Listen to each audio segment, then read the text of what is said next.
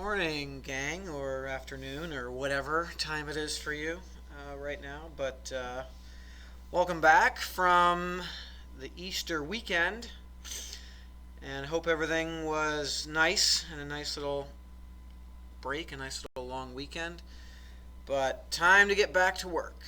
So today, on this Tuesday, April 6th, this will be like the first sort of assignment of the last grading quarter, and this is what I'm going to focus on today. We did the notes for this like before Easter weekend, so coming off of the long hiatus, might be good idea to kind of follow up on this and spend a day looking at this.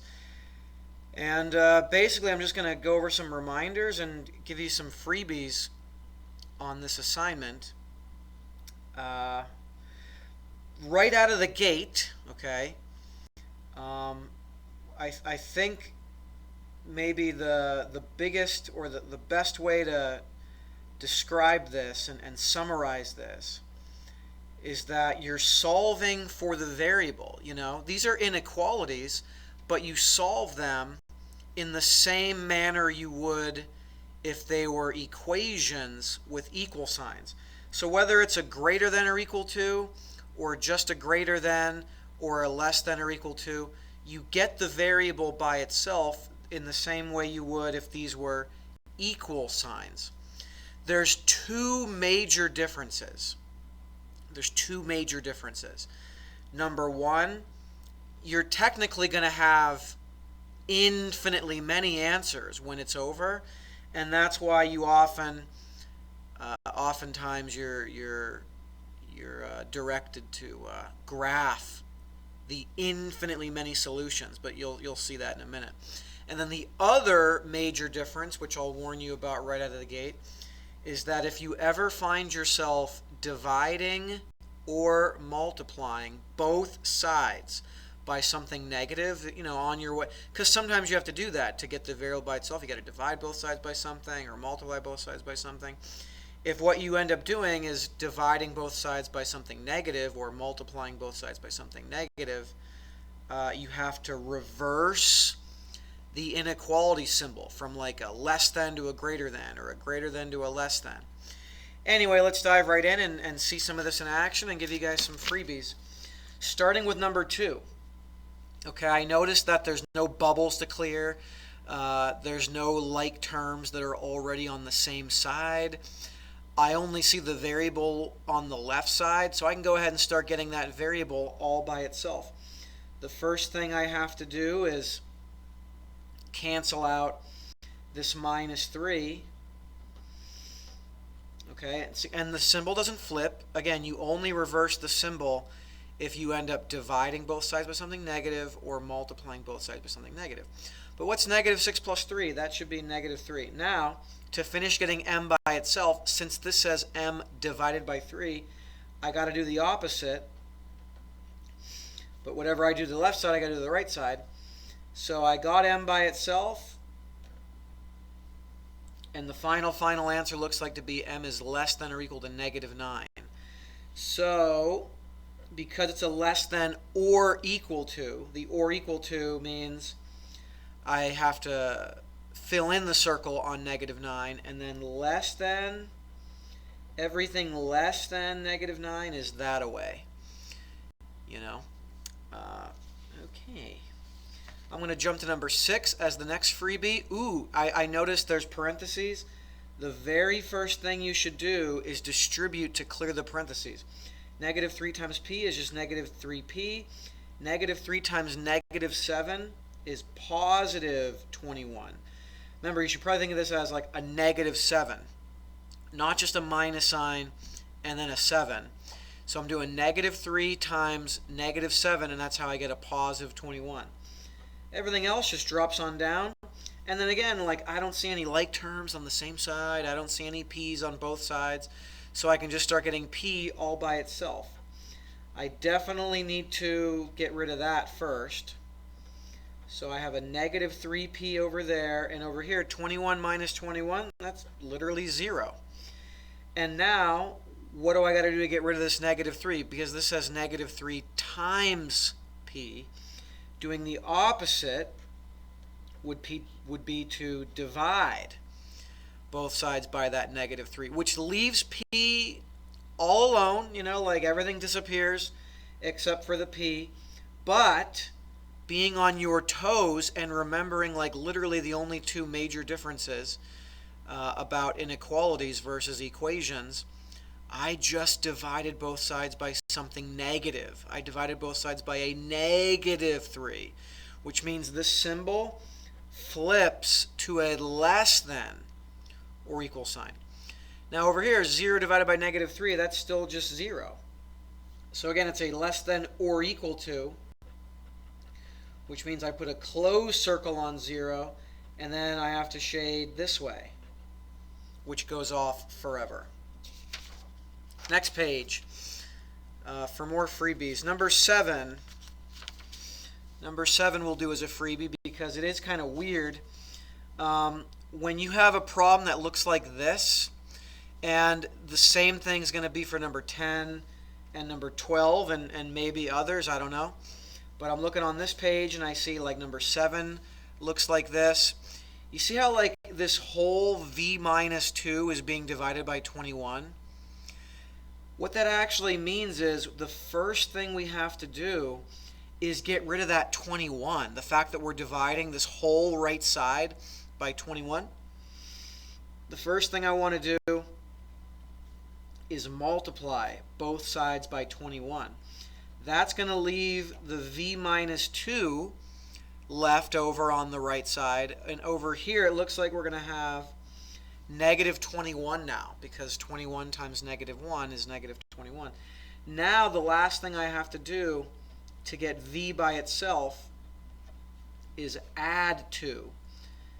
So that leaves v by itself, and this, if I'm not mistaken, is going to be negative 19. Now, you got to be careful here because this says negative 19 is less than or equal to v, aka v is greater than or equal to negative 19. You can just rewrite it from right to left. It's kind of like how you can say, well, 2 is less than 5, but someone else can say this the same way.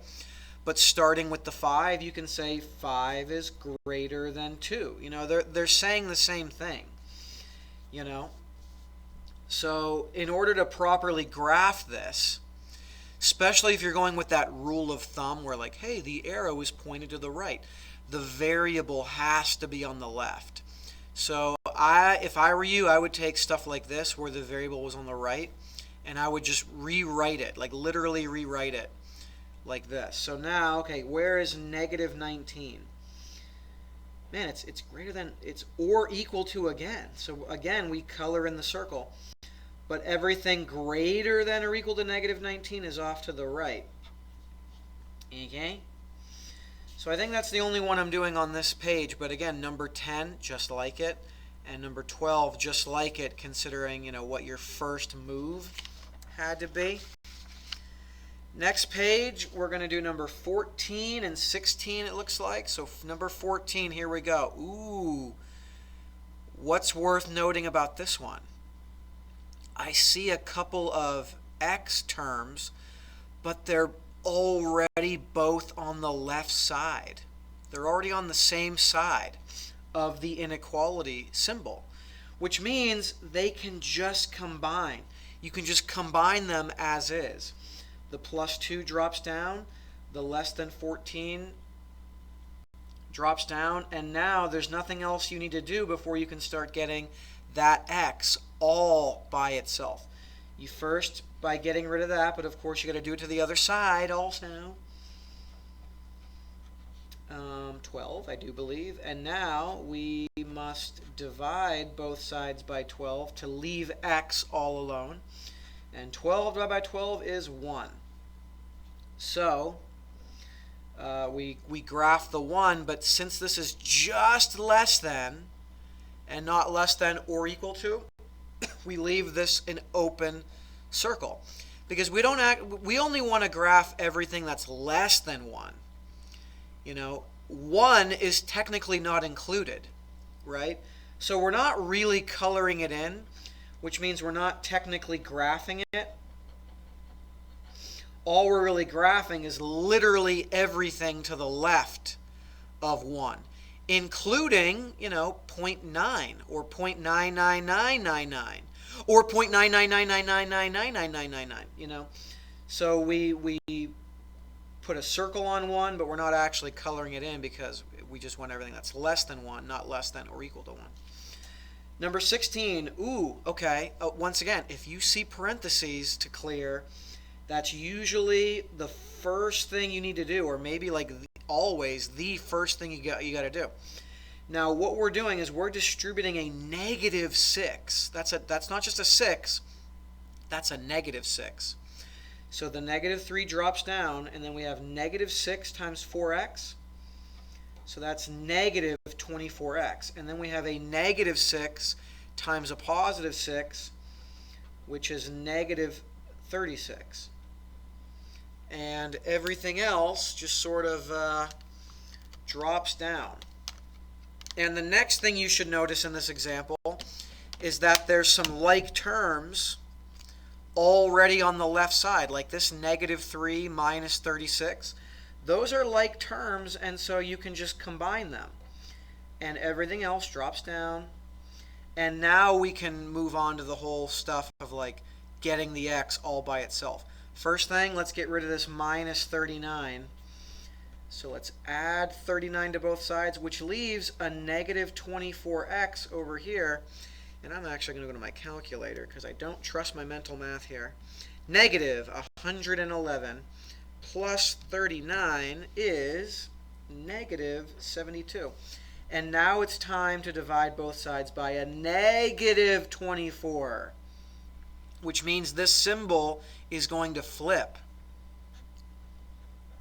So x is all by itself. The symbol flips to a less than, and this should be 3, I do believe. 72 divided by 24, well, they're both negative, which means it's going to be a positive. Yep, 3. So x is less than 3. Once again, an open circle because there's no or equal to line underneath. And we're actually shading left where everything is less than 3.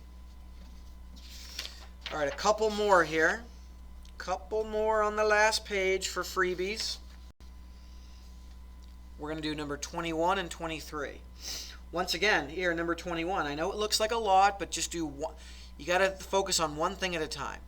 And of course, the first thing is clearing the parentheses. That's usually or always the top priority. So this just drops on down. Drops on down. That's a -7, so we got -35n plus 42, and the -6n drops down.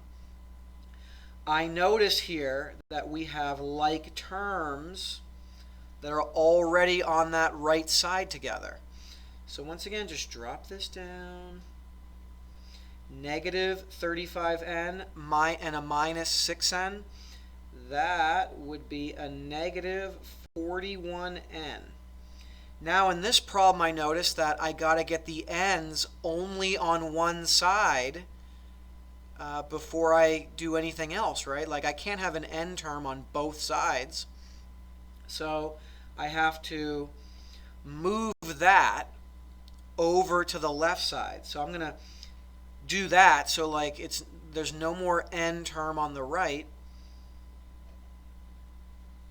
But whatever you do to the right side, you have to do to the left side. Over here, it's going to combine with the -5n. So let's see here. That should be, I believe, positive 36n. Everything else just drops on down. And now you can work on getting that n all by itself by subtracting 6 from both sides. and then dividing both sides by 36. And so you get n is greater than or equal to 1. 36 divided by 36 is 1. So, okay, since it's an or equal to, n can be greater than 1 or equal to 1. So you color in the 1. Last freebie. See, once again, what do we do? What's the first thing we got to do? There's a lot of k's, but there's some bubbles, and so we have to clear the bubbles first by distributing. Negative 6 minus 42k plus 7 plus 42k is less than or equal to negative 2. So what's the next thing we do? Don't we combine any like terms that are already on the same side? So you have to keep your eye out for all this type of stuff. Now, wait a second. Negative 42k plus 42k, that's 0k, which is 0. Like that, they just cancel out to be nothing, to be literally 0. 0k is basically 0. Okay, that's weird, but hey, that's why we're doing this example, to show you. Negative 6 plus 7, those are already on the same side, so they can just combine as is also. So that's a 1, and then everything else just sort of drops down. Okay, now, I want to take a breath here and slow down to make a very important statement or a couple of statements. When we've seen this before in equations, okay? Don't act like this is something totally brand new, never seen before. But what happens with inequalities, like now that it's not just an equal sign, but it's a less than or equal to or a greater than or something. When the variable drops out, just like before with equations, what you are left with is a statement that's either true or it's false. If the statement is true, then you end up having like infinitely many answers, just like with equations. Well, that is not, I guess, the full story. I mean, I guess I can't just leave it at that. So I'll say this, like not only is there an infinitely many answers, but if you end up with something true, then you can just say that this inequality is always true and that all real numbers are solutions, okay? If true, that means all real numbers are solutions. You can't just say infinitely many answers because, I mean, in number 21, there's infinitely many answers. All of, not all, most of these inequalities have infinitely many answers. So I guess you can't just say, but in number 21, you can't say that all real numbers are solutions, just these infinitely many ones, here. But in number 23, if this statement is true, you can say that all real numbers are answers. But if this statement is false, that means there are no solutions, just like with equations. So what is this? 1 is 1, in fact, less than or equal to negative 2? No. 1 is not less than or equal to negative 2, so that is false. So that means that there are no solutions. This inequality is never true, aka no solutions. So you don't really color in anything on that number line. Okay? If you have any, as you work on this, if you have any questions, do not hesitate to reach out to me.